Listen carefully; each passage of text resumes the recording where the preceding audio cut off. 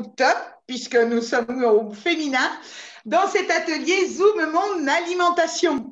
Alors, je vous remercie de votre présence. Et afin d'avoir donc le côté convivial, comme je disais, hein, on apprécie beaucoup les caméras et vous avez renommé vos Zooms, donc c'est parfait parce que c'est très chaleureux d'avoir au moins les prénoms.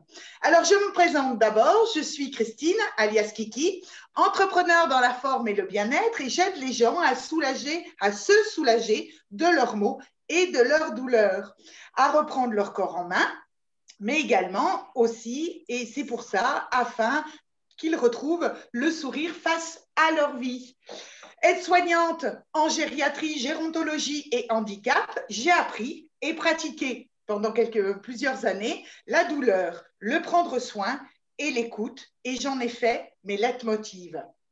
Alors cet atelier va se dérouler en 2 temps où vos micros seront coupés afin de maximiser l'écoute et je vous invite à noter vos questions dans le chat qui est juste à côté et aussi inscrire vos coordonnées, vos adresses mail et ça nous permettra, Christine et moi, de revenir vers vous individuellement si nécessaire.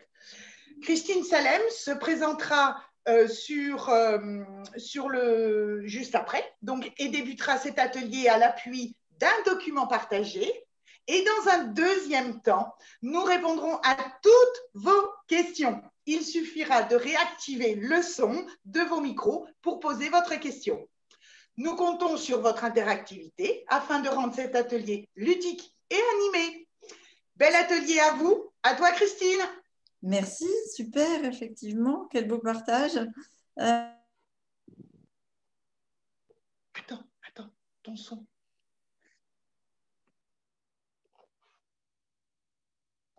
Voilà, voilà. C'est bon, on m'entend maintenant? Génial, c'est parfait. Avec les signes, je comprends. C'est merveilleux. On est au top. Donc, pour information, hop là, je vais laisser le chat ouvert là, si vous avez des questions. Je vais parler simplement de la nutrition générale, la plus générale possible, pour que vous puissiez tous avoir des réponses à vos questions. Et je vais d'abord juste me présenter, savoir quand même pourquoi je suis là. C'est Kiki qui m'a généreusement invitée à venir sur cette boutique qui s'appelle Autre Monde dans ce village que je viens d'emménager il y a 2 mois maintenant. Et sinon, donc, je viens du nord de la France, de Picardie, d'Amiens exactement. J'ai plus de 50 ans. Bientôt, je dirais j'ai 60 ans. Je me laisse une dizaine, c'est pas mal. Je suis médecin nutritionniste, naturopathe de métier. J'ai des affinités avec la société Herbalife Nutrition pour les plantes. Et sinon, j'ai eu plusieurs casquettes dans ma vie, intervenante et chercheuse à l'étude de l'OMS, encore maintenant, puisqu'on est dans notre dernière année d'études sur les végétariens, végétaliens sportifs. J'ai été professeur agrégé de sciences et vie, mais en tout cas, j'ai mon agrégation, thérapeute en émotions. Alors, l'EFT, c'est une technique très particulière de libération des énergies négatives.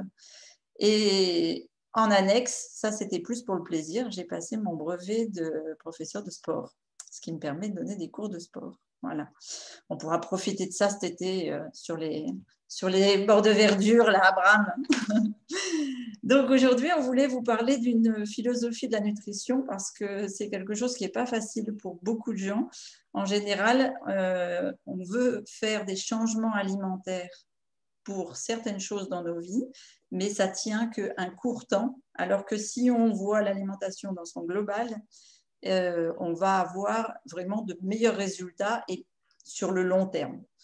Donc, l'idéal de l'alimentation construite sur 24 heures et pas uniquement sur un repas, c'est d'avoir un apport par rapport à vos calories, kilocalories de la journée, 30% de lipides par rapport à votre poids, 40% de glucides, donc c'est des sucres. Je vais vous expliquer après ce que c'est que chacune des choses, et 30% de protéines, et d'avoir une phase repos dense parce que tout le stress et la prise de poids se fait surtout pendant cette 7 heures de sommeil. C'est surtout pendant cette phase de repos, s'il n'est pas dense, que vous allez créer du surpoids. Alors, vous avez 7 aliments, on va dire 7 nutriments qui sont super importants dans l'alimentation et je vais vous les expliquer brièvement pour que vous sachiez quoi mettre dans chaque case. D'abord, les protéines. Qu'est-ce que c'est qu'une protéine? Alors, c'est facile à retenir. On a des macronutriments et des micronutriments. Macro, ça veut dire gros, c'est tout ce qui est énorme et qui sert à la construction de nos cellules, de nos os, etc. Micronutriments, c'est tout petit, c'est microscopique et c'est donc ce qui sert à la physiologie de vos éléments. La vue, les cheveux, les ongles, les articulations, etc. Donc, dans les macronutriments, on a les protéines qui contribuent en fait à l'augmentation de la masse musculaire. Et ce qu'il faut savoir, c'est que la masse musculaire, c'est ce qui vous permet de brûler les calories de la journée. C'est comme des usines. Et donc, plus vous les nourrissez, plus elles vont plus vous nourrissez vos muscles de protéines, plus ils vont fonctionner et plus vous allez brûler de calories. C'est pour ça qu'on parle aussi de mécanismes basal, les corps lents et les corps actifs. Donc, il existe 3 macronutriments. Là, je viens de vous parler des protéines qui constituent le premier élément solide du corps, ce qu'on appelle les briques corporelles. Ça fait partie de notre composition. Vous en avez partout, dans la peau, dans les cheveux, dans les dents, dans les os, dans la chair, dans les muscles, mais vraiment partout. C'est aussi ça qui fait travailler vos intestins et vous permet une meilleure digestion. Et ça contribue surtout, c'est surtout pour ça qu'on en parle, à augmenter votre masse musculaire. Augmenter la masse musculaire, ça ne veut pas dire de devenir Schwarzenegger, hein, d'accord? J'ai une masse musculaire de plus de 80%, voilà, exactement, Kiki. Et c'est pas pour ça que je ressemble à Schwarzenegger, d'accord? Par contre, je brûle beaucoup de calories à la minute. Ensuite, on a les vitamines et les minéraux. Les vitamines et les minéraux, ce sont des micronutriments. Et donc, on va voir à quoi ça correspond. C'est tout ce qui est physiologique, je vous disais. Si on peut parler, si on peut s'éveiller, si on peut s'endormir, si on peut bouger, c'est grâce aux micronutriments. D'accord? C'est tout ce qui est fonctionnel. Et contrairement aux macronutriments qui, en fait, vont se construire et se fabriquer dans notre corps par dissection de l'alimentation, les micronutriments, vous ne les fabriquez pas et vous avez absolument besoin de les consommer. Et c'est là qu'on pêche, en général. Donc, les micronutriments, c'est tout ce qui est vitamines, minéraux et phytonutriments. C'est absolument essentiel. Si vous en manquez, vous êtes carencé ou déficient. Et c'est là que vous avez perte de cheveux, fatigue, des choses comme ça.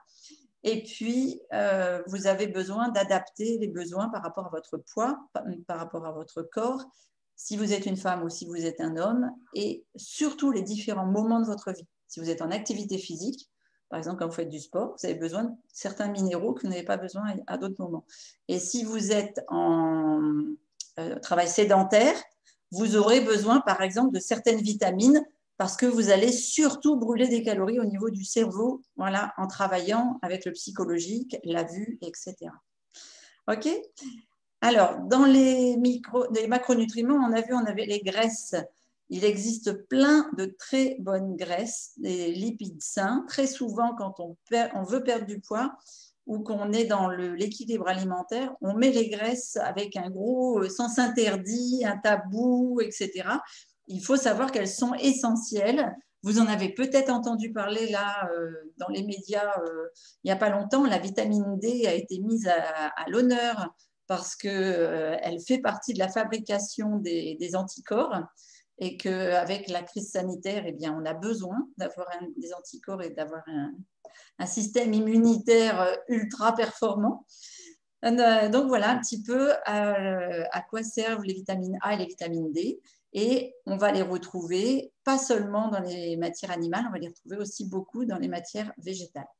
Si on veut faire une différence entre les bonnes graisses et les mauvaises graisses, eh bien, j'ai envie de vous dire de le faire un peu au visuel.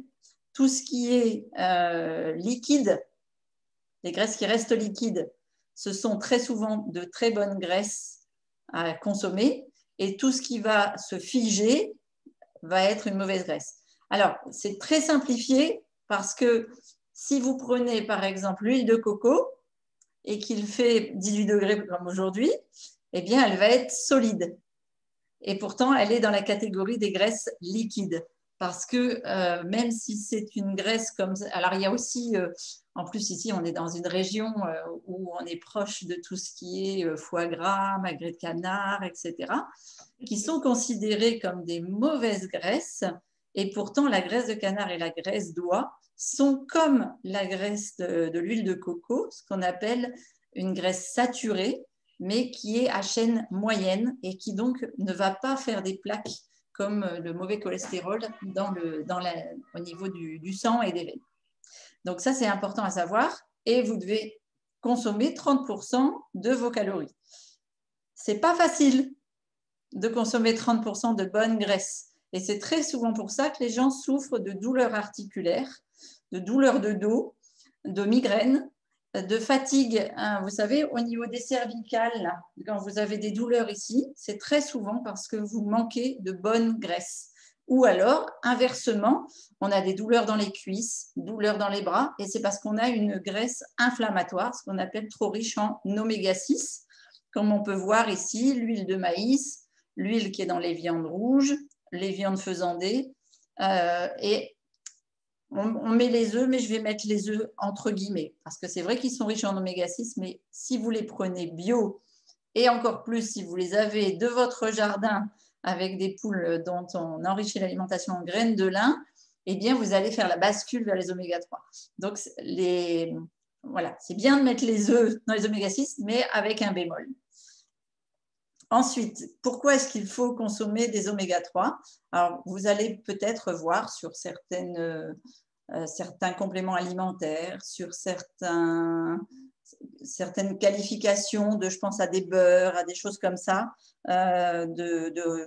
qui sont diététiques ou dits diététiques. Vous allez avoir une nomination qui s'appelle EPA-DHA. En fait, c'est le rapport entre les deux.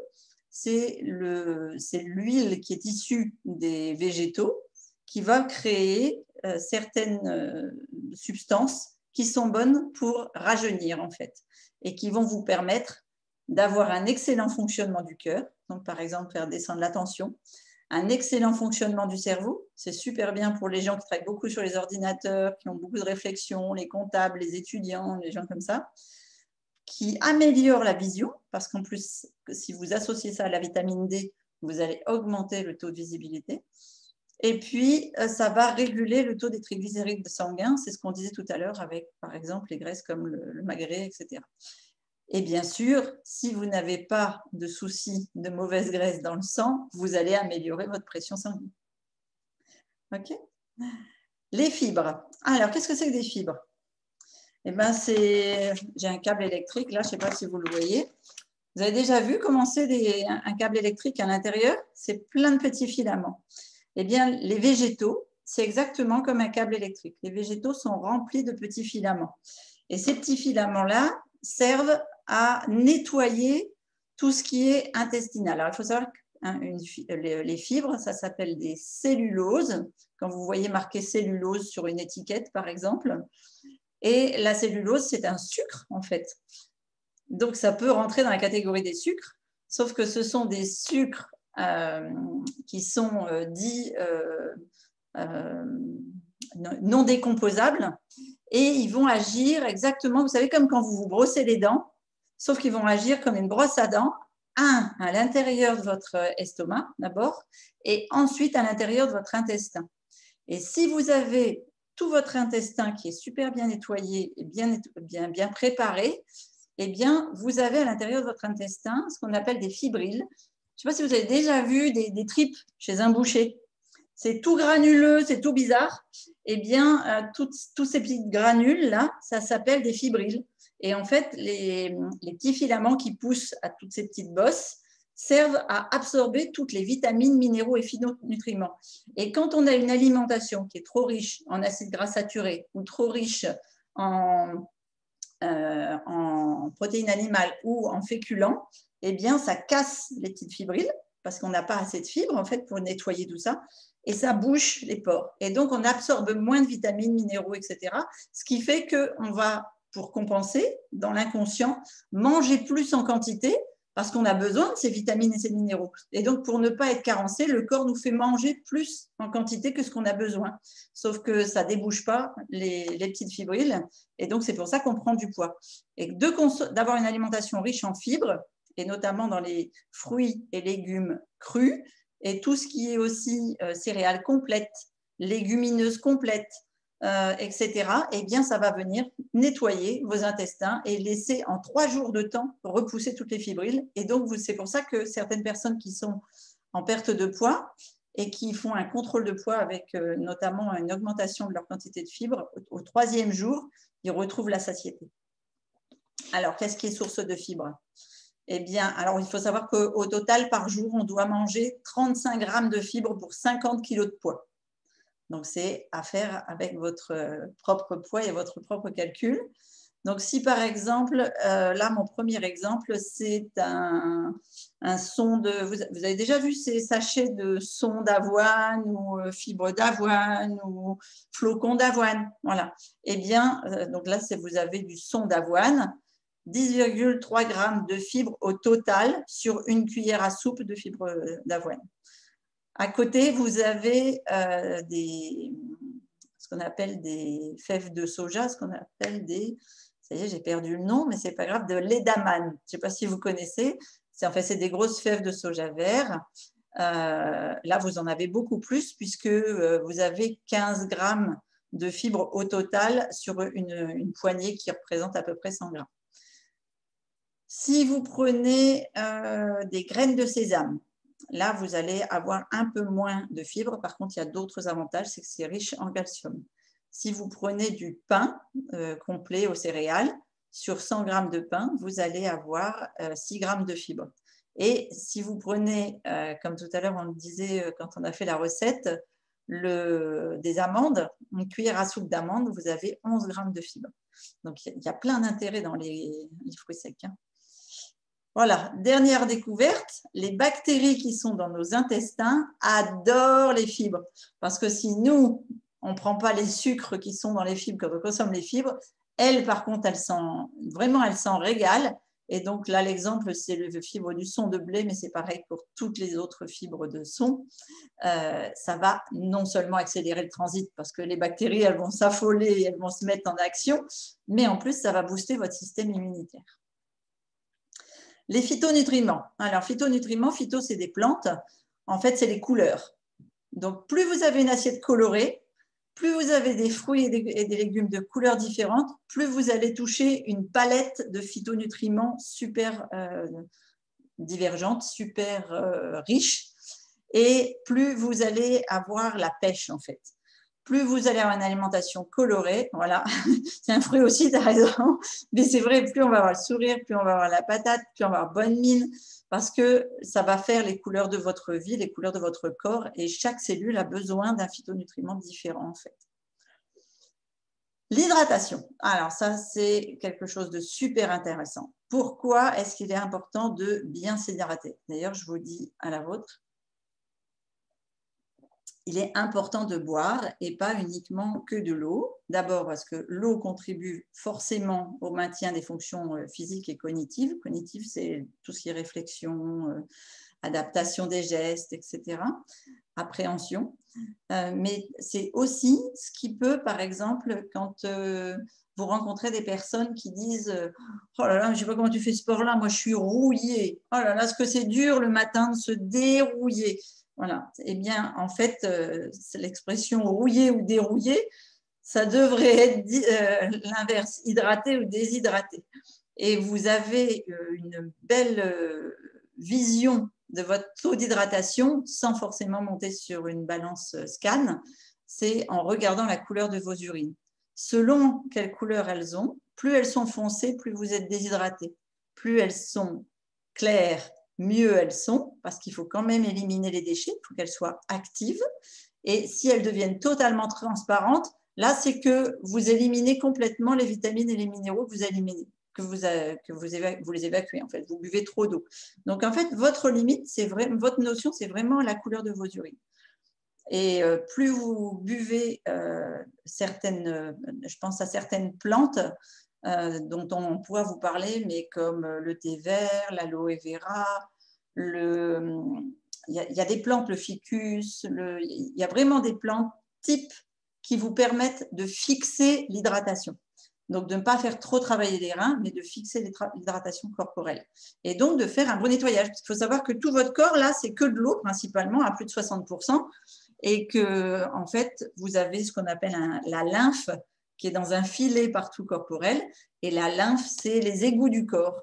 Et donc, plus vous buvez des choses qui sont nettoyantes, apaisantes et hydratantes, plus vous allez nettoyer de toutes les toxines votre corps qui vont se retrouver dans la lymphe. Et pour pouvoir faire le passage entre la lymphe, les reins et les urines, eh bien, il faut boire un peu plus que ce que l'on nous dit. Alors, moi, j'aime faire le poids multiplié par 30. Maintenant, la base que tout le monde connaît, c'est 1,5 litre, mais ce n'est pas 1,5 litre par jour, par personne, c'est 1,5 litre pour 50 kg de poids corporel par jour. Et c'est par 24 heures. C'est pour ça que multipliez votre poids par 30, vous aurez la quantité de liquide à consommer sur la journée. Et quand je dis de liquide, ce n'est pas que de l'eau. D'accord ? Pensez aux plantes et aux vertus des plantes. Vraiment, ça contribuera non seulement à vos conditions physiques, à vos fonctions cognitives, mais ça va aussi participer à l'alimentation et à la digestion et donc à la fixation de tout ce qui est phytonutriments, micronutriments, etc. Donc, l'eau contribue vraiment au maintien du système de régulation et faites-vous plaisir en buvant des petites choses très agréables. Alors, qu'est-ce qu'un glucide? Un glucide, c'est…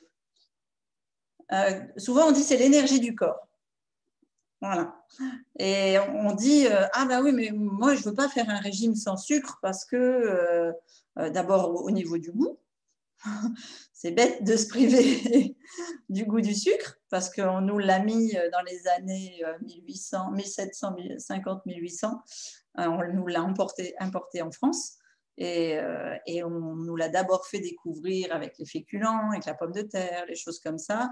Ensuite, on a transformé les blés, les céréales. Plus on les a raffinées, plus elles étaient sucrées. Donc, on nous a mis le goût du sucre dans le palais. Voilà, d'accord. Tu veux que je coupe? Ton son n'est pas stable. Mon son n'est pas stable. Alors, je ne sais pas quoi faire. Il faut juste que tu reprennes ta phrase par rapport au glucide. Au glucide. Juste d'accord. Donc, qu'est-ce que vous avez zappé? Quand j'ai expliqué comment les glucides sont arrivés en France? Non, juste après.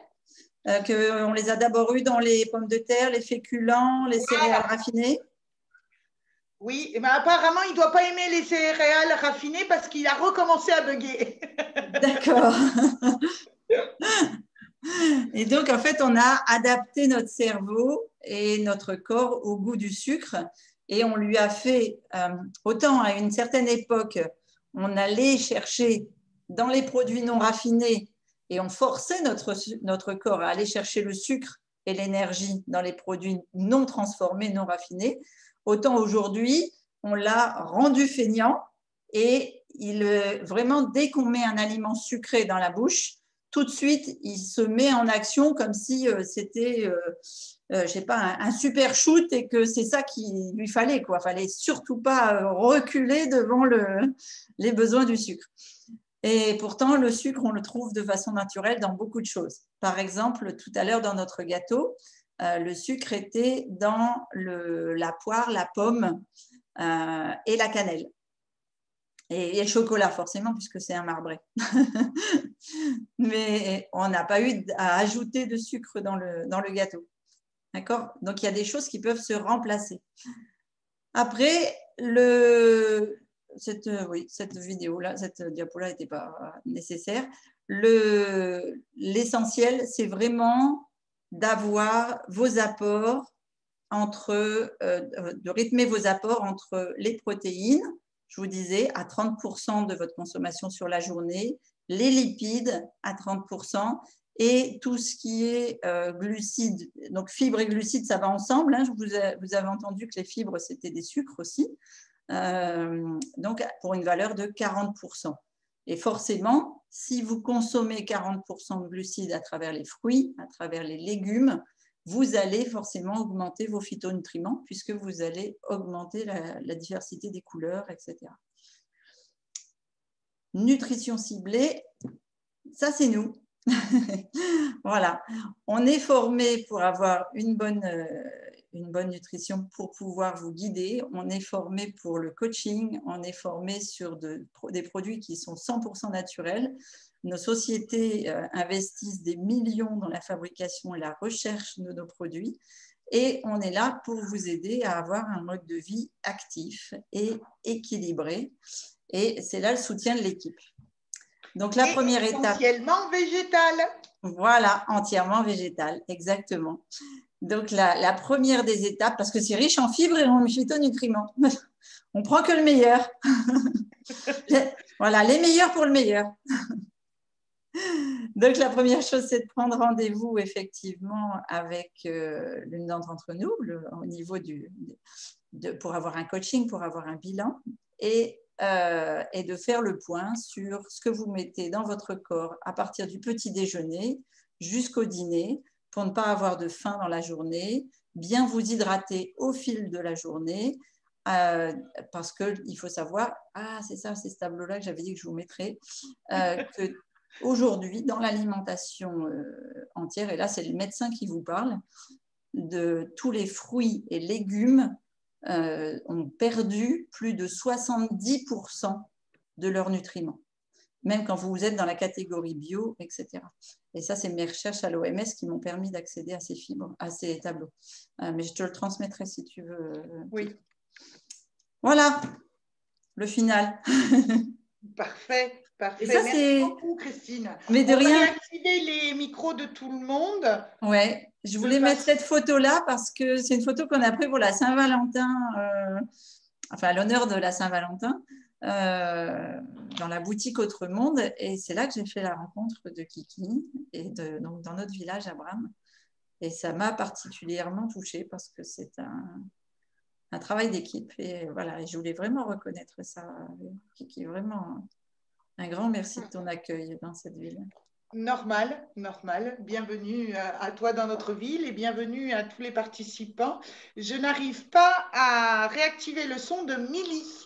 Bienvenue à la dernière. Ah voilà, ah non, toujours pas. Tu arrêtes le partage d'écran peut-être? Oui, c'est ce que je suis en train de chercher. Hop là, voilà. Coucou Milly. Et réactiver la réactivation du micro, je n'arrive pas à la faire moi. Alors, Milly, elle travaille dans un institut de tatouage. Donc, peut-être il y a un peu de bruit autour d'elle. D'accord, c'est peut-être… Bonjour, c'est bon, je suis calée. Je me suis isolée, normalement ça devrait être bon. Merci, c'est super cette formation-là, comme ça cet après-midi, c'est cool. Oui, très bien. Je reviens sur juste des petites précisions qui me semblaient peut-être importantes. Christine a parlé au niveau de l'eau. Souvent, on vous conseille déjà de ne pas toujours acheter la bouteille d'eau minérale, toujours la même marque, parce qu'en fait, elle va vous saturer par exemple, il y a des eaux minérales qui sont en pouvoir performant sur le nitrate ou sur le sodium ou le magnésium. Donc, bien veiller à changer régulièrement d'eau minérale, mais effectivement, il faut préconiser, enfin vraiment, il faut faire en sorte que vos attirances et vos achats d'eau soient plus tournés vers les eaux végétales non modifiées. Il en existe bien plein. Christine en a cité quelques-unes, dont l'aloe vera forcément, mais vous avez aussi l'eau végétale de coco, qui est aussi une très bonne eau végétale qu'il ne faut pas oublier, parce que les apports sont vraiment différents. Mais surtout, pensez, quelle que soit votre eau, à changer régulièrement votre eau, sachant que l'eau du robinet, quand elle n'est pas hyper odorante, est quand même une des eaux qui est en apport minéral à peu près tout le temps équilibré. À condition que les gens n'aient pas mis des filtres. Oui. Voilà. Parce qu'à partir du moment où on a une eau avec des filtres anti-calcaires, on perd le calcium de l'eau. C'est foutu, tout à fait. Alors, est-ce que vous avez des questions? On est là pour répondre. Allez-y, vos micros sont ouverts. Faites-vous plaisir, pas tout à la fois. Et on va essayer de répondre à toutes vos interrogations. À propos de l'eau du robinet, chez moi, elle a une odeur terrible de chlore. Donc, ce n'est pas la peine. Voilà, et je bois cette eau filtrée, justement. Donc, alors, il n'y a peut-être plus de calcium, mais il n'y a plus l'odeur de chlore. Ouais. Et au niveau économie, c'est sûr que l'eau du robinet est toujours la moins chère, donc on peut l'entendre. Mais de temps en temps, pensez à vous ajouter une eau régulièrement, même si c'est une fois par semaine, mais de boire une eau autre que celle de votre robinet, de façon économiquement parlant, je l'entends, hein, c'est tout à fait logique. Ça a un coût d'acheter l'eau. Mais oui. voilà. Puis il faut la transporter aussi. Oui, c'est ça. Ça fait faire du sport. Ça muscle. Ça muscle, ouais, on fait du sport. Voilà, allez, je vais faire ça. Le matin, je vais vous faire la musculation avec des packs d'eau. Eh ben, 1 litre dans chaque bras, c'est 1 kilo. Hein? Oui, exact. D'ailleurs, on le fait parfois. C'est ça. J'avais vu une question, alors je reviens. Ah non, c'était il faut consommer et privilégier les oméga 3. Muriel, merci de l'intervention, effectivement. Il y a d'autres questions? On est là pour ça, profitez-en. En fait, moi, mon souci, c'est qu'à force, je ne sais plus quoi manger ni mettre quoi dans mon assiette. Par exemple, le petit déjeuner, je ne sais plus avec quoi le composer, en sachant que maintenant, je fais beaucoup d'allergies et de réactions. En fait, j'ai une inflammation des intestins chroniques. Alors, si tu as une inflammation des intestins chroniques, c'est parce que tu as toutes tes petites fibrilles, elles sont cassées, d'accord, et que tu as la paroi intestinale à vif. Donc déjà, il faut réduire l'inflammation. Pour réduire l'inflammation, c'est les oméga 3, comme disait Muriel tout à l'heure. C'est un très, très bon anti-inflammatoire. Là, je vais te dire, mais prends de l'aloe, parce que l'aloe, oui, ça va apaiser complètement ton système digestif et il faut le mettre au repos. Tu allonges tes planches de repos digestif nocturne. Par exemple, tu manges le plus tôt possible le soir et tu prends le petit déjeuner le plus tard possible. Et ensuite, tu réintroduis du cru, des aliments crus avec vraiment en parcimonie, c'est-à-dire d'abord une cuillère à soupe avant chaque repas et puis après tout doucement comme ça. Okay.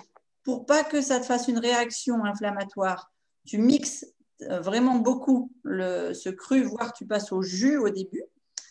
Tu vois la différence. Alors, pas des jus que tu achètes en bouteille, hein. Fais-toi oui. au jus, c'est mieux. Et puis, alors je vais expliquer, il faut que j'explique ça. Pourquoi c'est important de consommer du cru avant chacun de vos repas. Quand on a une inflammation chronique, ça veut dire que ton système de sauvegarde, en fait, de ton système immunitaire, tes bactéries de protection, elles sont tout le temps sollicitées et elles sont archi développées. Tu dois avoir un taux de globules blancs super haut. D'accord ? Maintenant, quand est-ce que dans la vie, on a un taux de globules blancs très élevé ? Selon plusieurs cas. D'abord, donc tu dois être fatigué. Tu dois être quelqu'un qui doit être… Voilà. Donc, quand tu es, par exemple, normalement, en fait, le taux normal, c'est entre 3 et 5 milliards. D'accord ? Donc, un taux normal de globules blancs. Quand tu as un rhume, par exemple, tu as le nez qui coule ou tu as un peu mal à la tête ou tu es… Voilà, tu es un peu pas bien, tu sens que tu as un petit coup de fatigue, tu as un petit rhume qui monte. Tu vas monter à peu près à 8 milliards. Okay. Quand tu as une grippe, que tu montes à 42 fièvres, tu as les courbatures là, tu es comme ça, tu es un vrai zombie, tu peux faire qu'une chose, c'est d'être couché. D'accord ? tu montes à entre 12 et 13 milliards. Parfois 14 milliards pour les plus grosses grippes où tu es le plus mal, comme le Covid. Oui. D'accord ? Covid, ouais. Voilà. Quand tu manges, des choses comme du fromage, comme de la charcuterie, comme des aliments, Sucré. un plat de pâtes, une pâtisserie, mais même ça peut même être, je sais pas, un bourguignon, un bœuf carotte, quelque chose de cuit, d'accord ? Ton organisme ne va pas comprendre, parce que l'alimentation cuite se mâche très vite, donc tu ne fais pas du tout d'enzymes prédigestives dans la bouche, et ton estomac ne s'attend pas du tout à ce que tu manges, et donc il va prendre ces aliments-là comme une attaque. D'accord ? Donc, il va développer des anticorps, et tu vas monter au niveau de tes globules blancs entre 18 et 20 milliards. Oh là là, oui, en effet. D'accord ? C'est pour ça que très souvent, les gens, après le repas de midi, ils sont là. J'ai besoin d'un quart d'heure de sieste. C'est ça, oui. C'est pour ça aussi, si tu permets Christine, qu'il faut privilégier par exemple les petites entrées légumineuses. Une petite, même si c'est que 4 ou 5 radis, ou si c'est 3 feuilles de salade, ou si c'est juste 4 rondelles ou juste une carotte crue. Mais vraiment, en fait, d'abord, ça va, comme elle disait, stimuler le côté, les enzymes, les papilles, et puis ça va mettre en appétit.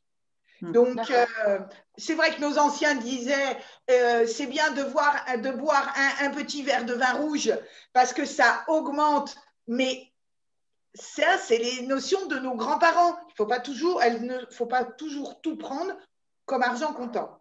Donc, au lieu de prendre le petit verre de vin rouge, et pas le vin blanc, hein, mais le petit verre de vin rouge, eh bien, tu prends 3 radis, une feuille de salade ou une carotte, et ça va te faire exactement tout réactiver, et du coup, ton estomac, il est nickel, et il va le plat chaud, le plat cuit, et tout ce que tu voudras. D'accord. Bon, après, il ne faut pas manger. Oui. Non, mais je ne mange pas en quantité. Et les ballonnements et les lourdeurs d'estomac, ça provient d'où ? C'est ça. Alors, c'est l'association de certains aliments. Par exemple, là, Pascal va me rejoindre parce qu'on en a longuement parlé déjà plusieurs fois. Quand tu manges un fruit cru au dessert, quand tu manges une pâtisserie au dessert, quand tu manges du sucre au dessert, eh bien, en fait, il va falloir que le sucre attende que les protéines, les fibres et puis les lipides soient digérés et assimilés dans l'estomac avant qu'elles soient attaquées et digérées. Et donc, comme par exemple pour les protéines, selon si c'est une protéine végétale, une protéine de poisson ou une protéine animale et le taux de graisse qui est dedans, il faut entre 3 et 8 heures. Il y a même certains aliments comme par exemple la raclette, la fondue ou des choses comme ça où il faut jusqu'à 16 heures dans l'estomac. D'accord ? Pour être digéré, découpé, etc. Et donc, si tu mets du fruit, si tu mets du gâteau, si tu mets du sucre, du pain par-dessus, ce bol alimentaire qui n'est pas encore digéré, eh bien, ce sucre, il va prendre l'acidité de ta vésicule, que la vésicule va envoyer, et il va fermenter. Et donc, tu vas fabriquer déjà de l'alcool dans l'estomac. Et une fois que ce sera à son tour d'être digéré, non seulement il va te faire augmenter ton taux de gamma-GT dans le sang comme si tu avais picolé, mais en plus, il va avoir plus de mal à être digéré parce que l'alcool est plus long à être digéré et il va te faire ce qu'on appelle un foie gras. J'ai des cas de ce qu'on appelle des cas de stéatose quand j'étais à la clinique dans le Nord d'enfants, de jeunes enfants et d'adolescents qui avaient, c'était catastrophique, des hépatites ou ce qu'on appelle des cirrhoses, la cirrhose du sucre. Et vous imaginez, si en plus de ça, vous prenez un légumineux, un ferment, par exemple le chou. les lentilles, les petits pois. Donc, vous imaginez que ça augmente encore ce procédé de fermentation. Donc, veillez vraiment à dissocier et en général, en plus, par rapport au sucre, on le conseille, mais fortement, c'est d'éviter de manger du sucre à partir d'une certaine heure, mais ce n'est pas que pour le poids, c'est surtout parce que quand vous allez être au repos, ça va fermenter et finissez plutôt. Moi, je dirais bien qu'il y a des fois, quand on a vraiment des envies de sucre, mangez votre gâteau avant votre repas. C'est vrai, mais souvent, je leur dis de manger le fruit avant de manger c'est ça. Ou alors attendez le goûter et mangez le sucré au goûter. C'est ça. De toute façon, l'insuline, le corps a besoin de sucre parce qu'il monte naturellement notre taux d'insuline après 15 heures et jusqu'à 18 heures. Donc, c'est plus la tranche où il faut manger du sucre. D'accord. Si on a envie de sucre. Puis après, il faut choisir. Tu choisis des fruits, tu choisis du chocolat noir, tu choisis des aliments sucrés qui peuvent… manger un fruit. Par exemple, voilà. Un fruit, un morceau de marbré et puis un bon bol d'aloe. Et puis, comme je le conseille toujours, moi, je suis une fanat du fromage. Mais pensez surtout à prendre votre fromage le matin au petit-déj ou à midi, mais surtout pas le soir. D'abord, c'est des protéines laitières qui sont très dures, grasses et très dures à digérer, mais en plus, souvent, c'est des protéines animales. Donc, voilà, il faut juste changer comment vos plaisirs, vous pouvez les incorporer dans votre journée sans vous en priver parce qu'il ne faut surtout pas se priver, mais par contre, juste changer l'habitude, intervertir, manger plus le matin parce que vous avez toute la journée d'activité pour mieux éliminer. Et moi, je le prends en encas le matin, le fromage, parce que je suis une fan. Et c'est vers 10h, 10h30 où je me prends un petit morceau de fromage. Voilà. Au moins, j'ai mon plaisir. Sinon, après, c'est frustration garantie et je vais le manger à 18h et c'est la cata, quoi. Parfait. C'est exactement ça. Il faut savoir tromper le cerveau. C'est des petits détails, mais c'est hyper important. Hein. Et quand on parlait aussi du sommeil, souvent, on a tendance on parlait de la fatigue, on parlait de l'alimentation qui peut aussi nous fatiguer. Si par exemple, vous mangez trop le soir, vous le savez toutes, vous l'avez toutes fait l'expérience, j'en mettrai ma main à couper, c'est que si vous mangez trop le soir, vous dormez très, très mal. Et pensez que pour bien aller et pour être avec une super énergie, même si vous ne dormez pas les 7 heures que je vous faisais signe, même si c'est que 5 heures, mais 5 heures avec un estomac léger, c'est beaucoup plus réparateur que même 8 heures ou 9 heures avec un estomac lourd. Et du coup, les ballonnements, les aigreurs, les flatulences, etc., vous les aurez. Et puis, c'est beaucoup là-dedans aussi. Hein. Bon, ça, ceux qui me connaissent, ils ont un bel exemple avec moi. Je suis quelqu'un qui ne dort pas beaucoup. Comme moi. Pas qu'on puisse dire. Comme moi. Ma grasse matinée, c'est 5 heures de sommeil. Voilà. Et par contre, je suis quelqu'un qui ne mange quasiment pas le soir. Pareil. C'est dur de ne pas manger le soir. En fait, si tu veux, je préfère. Tu vois, là, il est 5h20. C'est d'ici 10 minutes, un quart d'heure. D'habitude, c'est l'heure où je fais mon dîner. Je suis pareil. Ah, et tu ne manges plus jusqu'à demain matin après? Non. C'est bien les 12 heures, le jeûne nocturne. Enfin, on va appeler ça un jeûne. Vous savez, vous l'avez entendu parler, il y en a qui en parlent justement du jeûne intermittent. C'est-à-dire qu'ils vont espacer leur repas entre 10 et 12 heures. Celui du soir, je vous assure que si par exemple votre journée, elle commence à 7 heures, vous avez votre petit déjeuner, vous le prenez un peu copieux, vous prenez un encas le midi, et le soir en rentrant, même si c'est 5 heures ou 6 heures de l'après-midi, faites votre dîner. Parce que du coup, entre 18 heures et 7 heures du matin, vous avez votre jeûne intermittent. Et vous faites un repas normal à 18 heures alors? Moi, c'est pas un encas, c'est vraiment un repas. Voilà, c'est En ça. fait, ce qu'il faut écouter, c'est écouter votre faim. Mangez que si vous avez faim. Mais ça s'apprend. Ouais. Faut que tu fasses attention avec le manger que si vous avez faim, parce qu'après, tu peux tomber des fois sur des personnes qui ne mangent Oui, oui. Mais Voilà. il y a le faim et faim. Des exceptions. Hein. Je veux dire, c'est pas parce que c'est midi qu'il faut absolument manger son repas de midi hyper copieux. Et c'est pas parce que c'est 19h qu'il faut manger son repas hyper copieux. Voilà, il faut écouter votre corps. Ça va pas se faire du jour au lendemain. Vous allez essayer plusieurs solutions. Et en fonction de, essayez sur une semaine. Vous faites une semaine comme ça, une semaine ou autrement. Et ça va vous donner une aiguille de dire, ben tiens, là, je me sentais mieux, ou là, c'était pas bof, ou là, j'avais un creux, ou j'ai eu un coup de mou. Donc, soyez bien à l'écoute de vos réactions corporelles et aussi des éliminations, hein, parce qu'il ne faut pas oublier que les urines et les selles, c'est hyper important et ça vous donne la notion de ce qu'il vous faut en apport hydrique ou fibrineux.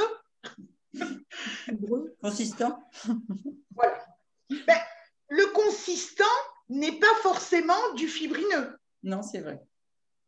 Oui. Si je peux me permettre. Oui, non, mais c'est tout à fait ça. Fibreux, j'aurais dit, je crois. Fibreux, ouais. Simplement. Vous m'avez compris, c'est avec des fibres. Voilà. Bon, on peut se faire notre propre vocabulaire, hein, pas de souci. Voilà. Donc, on se comprend, c'est l'essentiel. Mais oui. Et par contre, quand je disais consistant, en fait, c'était par rapport à l'équilibre. Respecter vos apports protéinés, etc. Et c'est vrai, tu as raison, le fromage le matin, c'est beaucoup mieux. En fait, vous avez ce qu'on appelle des enzymes de digestion qui se développent naturellement avec les horaires. C'est pour ça que les gens qui travaillent la nuit, c'est un peu compliqué à gérer l'alimentation parce que votre corps développe des enzymes et des hormones par rapport au lever du soleil et au coucher du soleil. Et donc, forcément, ça joue entre l'automne, l'hiver, le printemps, l'été, et le système digestif va avec. Et donc, notamment, ce qu'on appelle les lipases, donc c'est ce qui va digérer tout ce qui est graisse, sont efficaces et à leur plus haut niveau pendant 6 heures après le lever du soleil. Donc, en ce moment, le lever du soleil, ça doit être, je ne sais pas, moi, 6h30, 7h, un truc comme ça. 7h15. 7h15. Bon, donc ça fait 8, 9, 10, 11, 12, 13, jusqu'à 13h. Mais quand vous êtes en plein été et qui se lève à 4h30, 5h, si vous mangez une raclette à midi, vous allez avoir plus de mal à la digérer que si vous la mangez l'hiver. D'accord. Mais de toute façon, elle sera toujours meilleure à midi que le soir. Ah oui, de toute façon, le soir, le taux de lipase, il est vraiment mini. Et pourtant, Dieu sait que c'est dans la mode française, dans les habitudes françaises, de se faire une bonne raclette, un bon dîner en famille, avec tout ce qui ne va pas. C'est justement le problème de ne pas manger le soir pour le repas de famille. Parce que c'est un petit peu compliqué. Donc, ce qu'il faudrait faire, ça serait, je ne sais pas, bien manger à 18h ou 19h, enfin 18h, on va dire, allez, 18h, comme un goûter. Et avec le repas en famille qui, chez moi, se situe plutôt vers manger, au moins une salade pour participer. Pour ne pas être séparé, tu veux dire, oui, tout à fait. Oui, pour quand même garder, parce que c'est déjà pas facile. Enfin, pour moi, c'est déjà pas facile de pas manger forcément comme tout le monde, parce qu'on n'a pas les mêmes besoins. Et je me vois mal leur dire, bon, je vous sers ce soir un plat de pâtes, jambon beurre, bref. Et moi, je ne mange pas. Je trouve pas ça très… On ne dit pas de ne pas manger. Hein. Attention, ne changez pas le vocabulaire. On ne dit pas de ne pas manger. Il faut juste… Christine et moi, on a notre dîner en entier qui est vers 17-18 heures, mais parce que ça nous va bien. Oui, d'accord. Mais vous faites votre encas un peu copieux à 17-18 heures, mais effectivement, vous privilégiez à ce moment-là les quantités de haricots verts ou des quantités de salade en même temps que toute la famille. Mais là, vous pouvez le prendre en quantité, même si c'est 4 kilos, je m'en moque. Bon, vous ne les faites pas au beurre, hein, ou la salade, vous mettez vous mettez l'huile d'olive et le citron, ça me va parfaitement. Mais vous évitez de mettre la sauce faite. Oui, une salade de cru. Voilà, d'accord. Voilà. Et moi, je rejoins, je ne sais pas comment elle s'appelle, justement, qui vient de le dire, mais c'est difficile parce qu'en fait, moi aussi, j'aimerais manger à 6 heures, ça me va bien un goûter, là, comme maintenant, 5h30, 18h. Mais après, il faut recuisiner, il faut mettre la table, recuisiner pour les autres personnes à 20h. Et en fait, même si j'ai plus faim, ben, je vais grignoter tout le temps que je vais préparer. Du coup, je vais reprendre un morceau de fromage. C'est dur, en fait. C'est ça qui est dur. Mais parce que tu n'es pas rassasié, peut-être. Oui, parce que normalement, quand on est rassasié, on grignote. En fait, je mangerai. 18 heures, tu ne manges pas les bonnes choses. C'est une question d'habitude. Oui, c'est ça aussi. Ouais. En fait, je crois que je ne mange pas assez et je mange que des choses qui ne sont pas bonnes tout au long de la journée. Il ne faut pas croire, mais quand on dit qu'il faut apporter, en fonction des personnes, hein, entre 1000 et 1200 ou 1300 calories par jour en fonction des activités, mais même si c'est que 800, peu importe la personne, mais ce qu'il faut surtout se dire, c'est que si jamais, excusez-moi, il y a le train.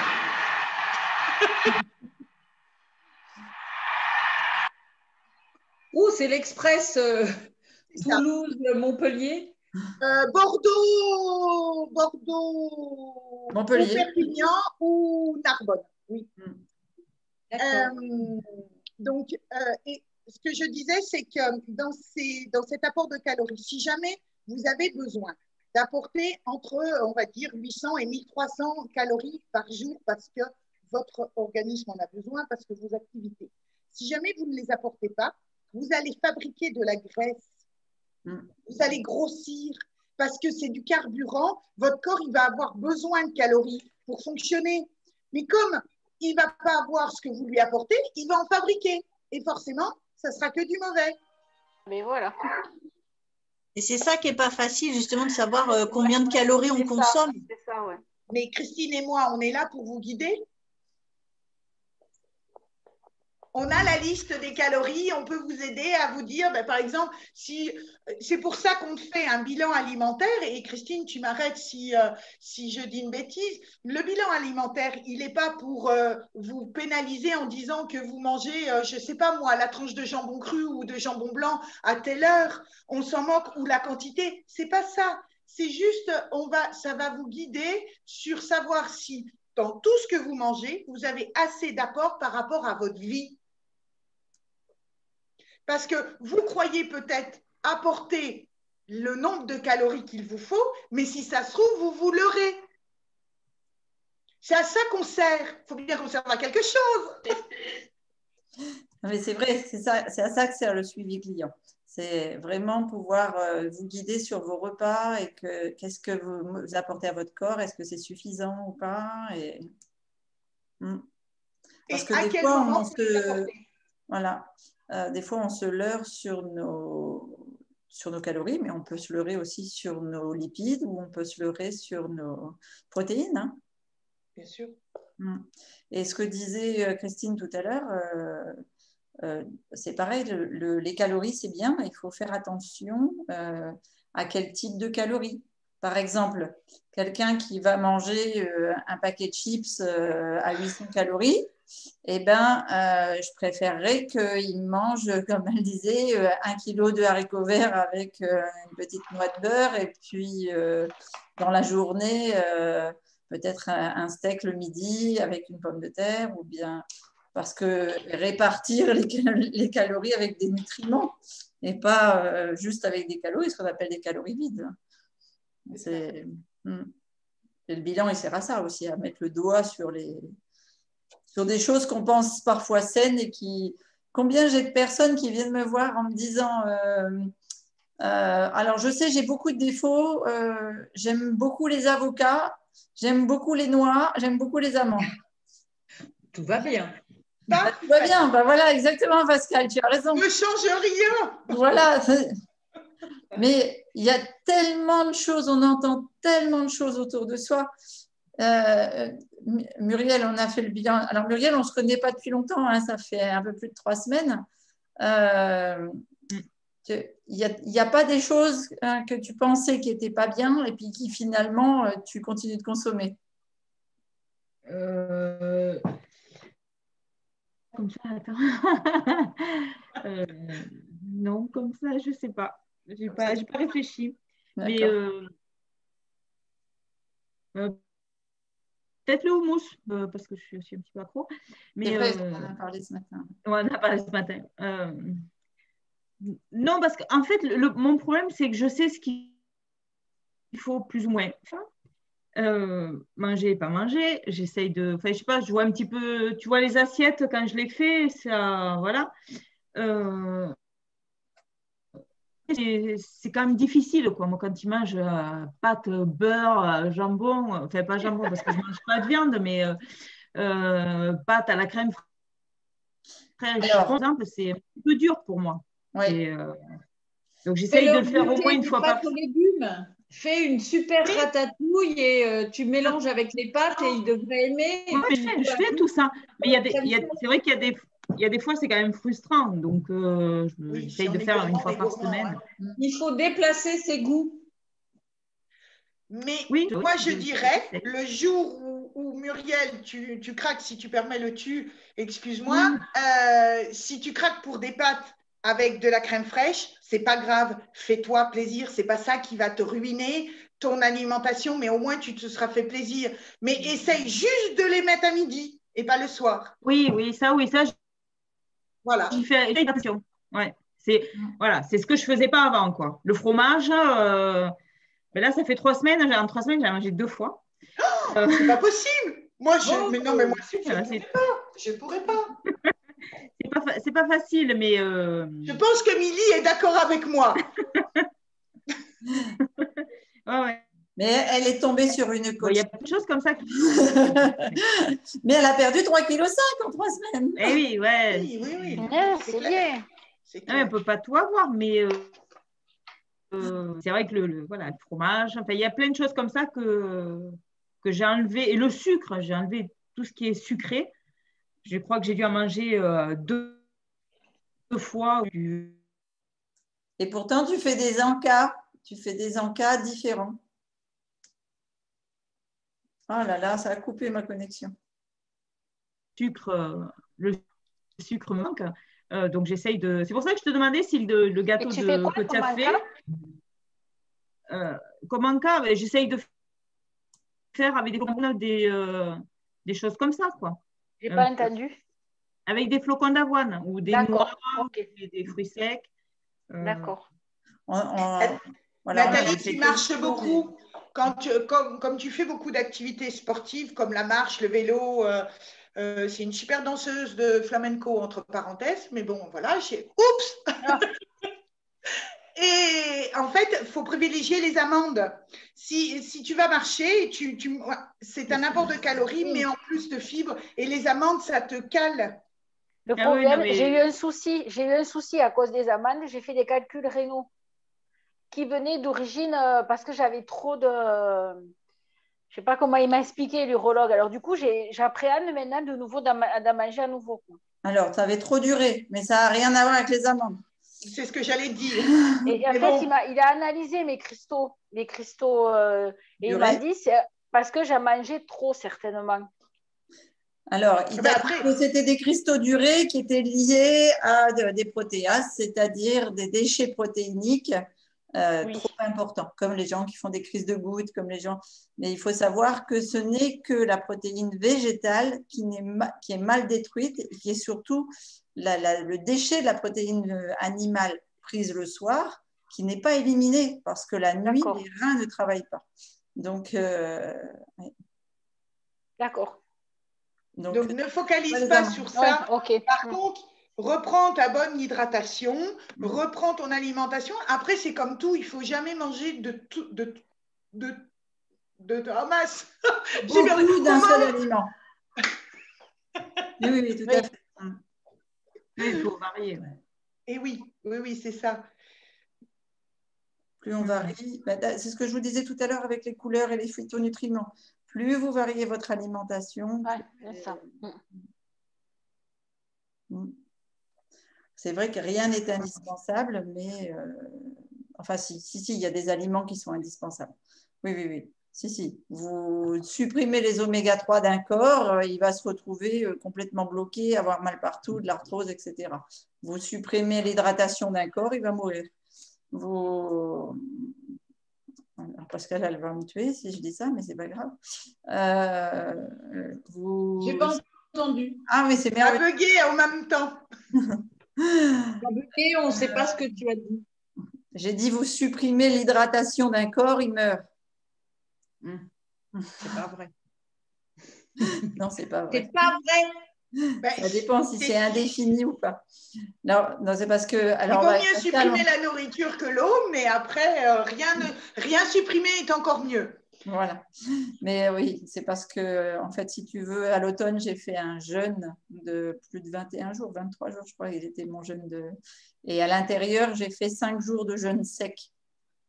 Donc, c'est pour ça que Pascal a dit, mais moi, je croyais qu'une journée sans boire, on mourrait. Mais donc, c'est un certain temps. Tout de suite. Oui, mais après, voilà. Voilà. Les jeûnes ou les régimes ou toutes les reprises, sincèrement, soyez toujours accompagnés quand vous le faites. Oui. Et sincèrement, je vous conseille, Christine en a parlé tout à l'heure par rapport aux globules blancs et globules rouges. Moi, quand il y a une reprise de l'alimentation, je le conseille toujours. Essayez de vous faire faire une analyse de sang parce que ça va partir, on va partir de là. Et on va savoir ce qui va pêcher en plus de votre alimentation, de vos habitudes alimentaires et de vos habitudes de vie. Je reviens vraiment là-dessus parce que nos habitudes de vie vont modifier de comment on élimine notre alimentation. On parle beaucoup du stress qui fait grossir, comme il fait maigrir, mais vraiment, ces hormones que l'on sécrète à ce moment-là vont différer et vont changer la façon d'éliminer. Donc, pensez bien à ça. Et c'est vrai que faire son analyse de sang, d'urine, juste avant une reprise en main de son corps, c'est un très bon soutien, même pour vous. C'est certain. C'est certain. Être à l'écoute de son corps, il n'y a pas mieux. Et oui, oui, c'est clair. C'est clair. Je ne sais pas pourquoi moi, j'ai plus d'image. Vous me voyez? Oui, on te voit. Bah écoute, ouais, ça revient, mais moi, Moi, tu es là. Il n'y a pas de souci. Ah ben non, maintenant, c'est la photo. Non, moi, je ne la vois plus. Ouais. Je ne vois plus, il n'y a plus de micro, il n'y a plus rien là. Ouais. Ah. Et me voilà. Voilà, ouais. C'est pour voir si vous suivez. C'est la connexion du soir qui joue à cache-cache. C'est ça. Tout le monde arrive à la maison, il se reconnecte et ça montre tout le réseau. Voilà, c'est ça. Est-ce que vous avez d'autres questions? Est-ce que vous voudriez qu'on... Je ne sais pas, des points importants qui vous soient venus pendant l'appel ou...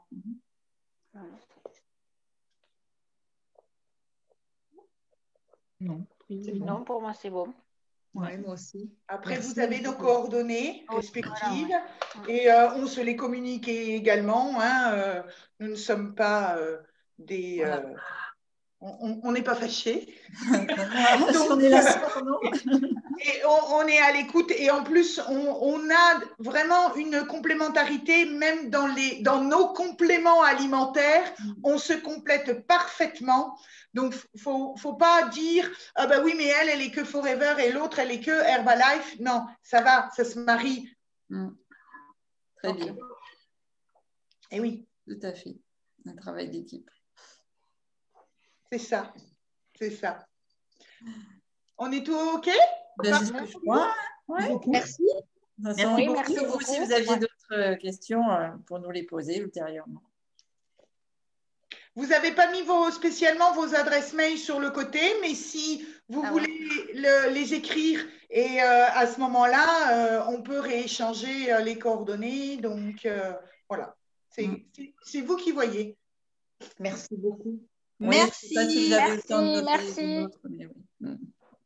Merci en tout cas. Merci pour tout. Oui. Une excellente soirée. Bonne soirée. Bonne soirée. Merci. Bye bye. Merci pour toutes ces infos. Et bonne soirée. Bonsoir. Au revoir.